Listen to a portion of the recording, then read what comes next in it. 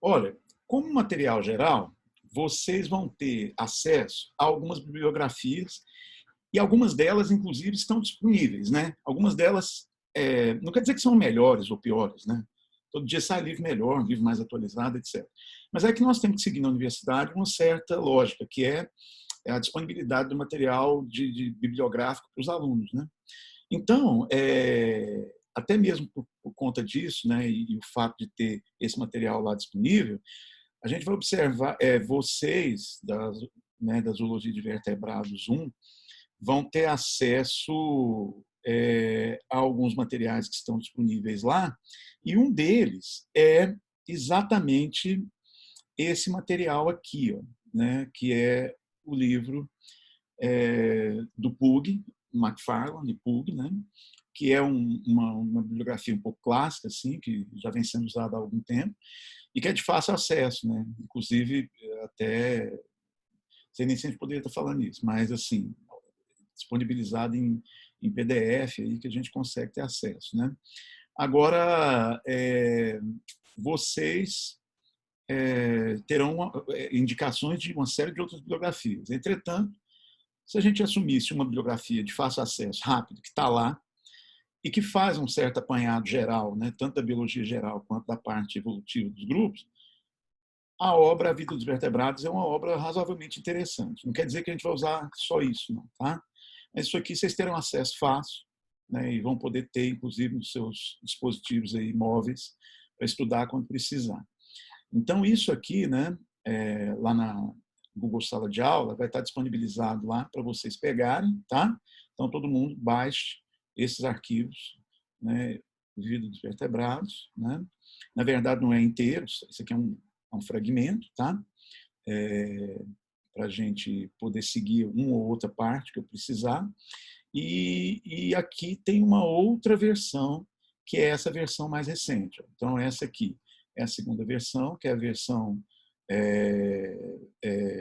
a segunda edição.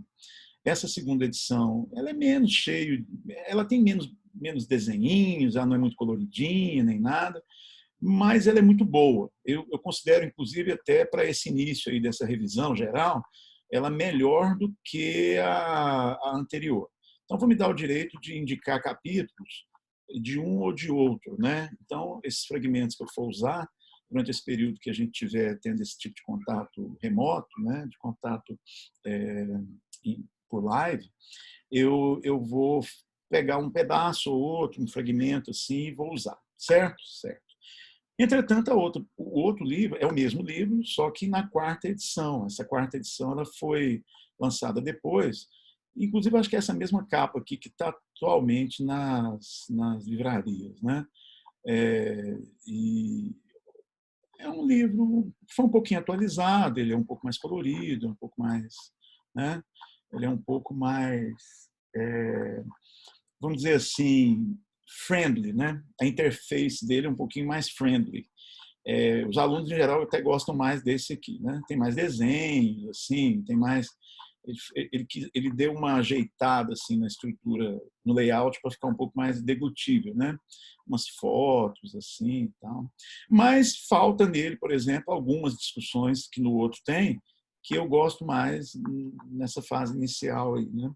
Então, a gente vai, no final das contas, acabar usando essas duas bibliografias aí, que vocês terão acesso direto na biblioteca, os dois exemplares existem lá, e eu tenho facilidade em poder pegar pedaços e a gente indicar leituras específicas desses capítulos, né? Além das outras leituras gerais que a gente vai fazer, né? Certo? Então, eu espero que vocês tenham acesso a isso. Fica tranquilo que eu vou indicando, né, pelo nosso canal também do grupo, a gente vai batendo papo e eu vou indicando para vocês onde é que vocês vão pegar isso aí, tá? Agora, em ambos os casos, em ambas as bibliografias, no momento em que você for estudar, e é por isso que essa revisão de aspectos ecológicos e evolutivos é tão importante, né? A gente vai começar, em ambas as bibliografias, elas começam por diversidade e evolução dos grupos de vertebrados, né? E lembre-se que, quando nós estamos falando dos dos vertebrados, nós estamos falando, na verdade, quem? Dos cordados, né? Então, o que nós estamos vendo aqui é que, da mesma maneira, a gente inicia, em ambos os casos aqui, uma discussão ligada à diversidade e evolução dos vertebrados, né? Então, é isso que, primeiro de tudo, nós temos que ter uma certa noção. Que esses grupos que hoje representam para nós aqui, né, uma diversidade muito grande, né, que eles representam para nós aqui o que nós chamaríamos de animais vertebrados no mundo, né? Depois a gente vai voltar nessa figurinha aí.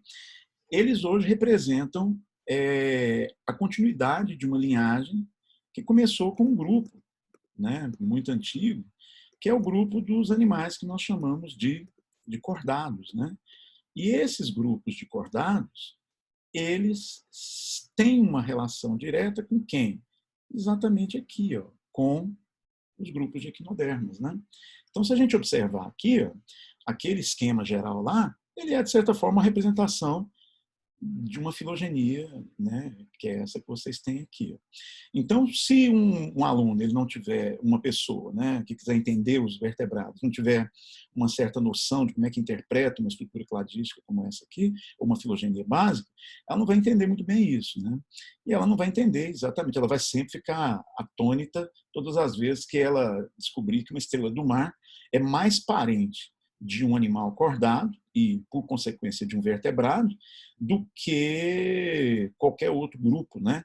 Então, do que, por exemplo, uma estrela do mar é parente de uma minhoca ou de um inseto, né? Então, são grupos que descendem de uma linhagem muito específica, né? A linhagem deuterostômica, né? É o único, então não é casual que a estrutura de uma estrela do mar ou de equinodermas se desenvolva primeiro a partir da abertura do blastóbaro produzindo a estrutura do ânus e não a boca, né? Que é o que acontece também em todos os grupos de animais cordados, especificamente vertebrados, né? Por isso não tem que perder tempo pensando nisso. Todo animal vertebrado, o embrião começa pela estrutura do ânus, depois é que se desenvolve a boca. Como nós discutimos naquela aula lá, quem quiser relembrar, mais uma vez, entre lá no YouTube, lá no canal Quem Vê Cara no VDNA e pega aquela aula lá, de cladística, tá? Lá eu estou reexplicando de novo o que significa cada parâmetro desse aqui, cada critério filogenético desse aqui, tá? Então a gente vai ver aqui que os ancestrais que deram origem aqui, lá na base, aos grupos que a gente vai chamar hoje de equinodermas, né? E outros grupos, inclusive, né, que aqui não tem muito sentido a gente entrar neles, mas durante um bom tempo os equinodermata, né, os hemicordata foram chamados, inclusive, de cordados, né? Eu não sou tão velho assim, mas eu me lembro de pegar livros de edições antigas, quando eu estava fazendo a graduação em biologia, e nesses livros antigos, né, que já eram antigos, ainda vinha referência de hemicordados como cordados, né? Os balanoglossos eram considerados como protocordados. Nós vamos entrar nisso um pouquinho melhor depois. Eles eram considerados como um grupo de cordados, né? E por causa de quê? Por causa que não se conhecia muito bem esses parâmetros embriológicos e genéticos, né? Aí logo depois percebeu-se que na verdade eles não têm uma estrutura que define o grupo. E hoje eles são grupos, como você vê aqui, ainda meio, né, problemáticos, né? Mas existem grupos na natureza aí que têm um parentesco dentro dessa linhagem deuterostômica, tá? Que, do ponto de vista dos invertebrados, né, a gente gastaria um certo tempo maior nisso, caso nós estivéssemos focando na zoologia dos invertebrados. Mas como aqui nosso foco é a zoologia dos vertebrados, então nós vamos deixar essa discussão de fora, tá?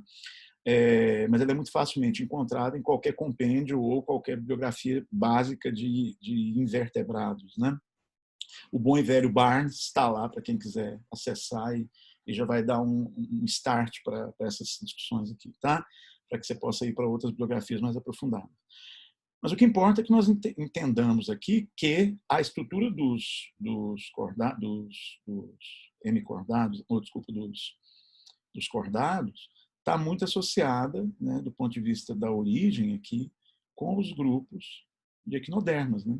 Então, quem são os parentes vivos mais próximos dos cordados e, por consequência, dos vertebrados, né, são equinodermas.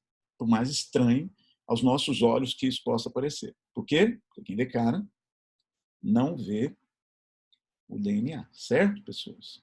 Tudo bem?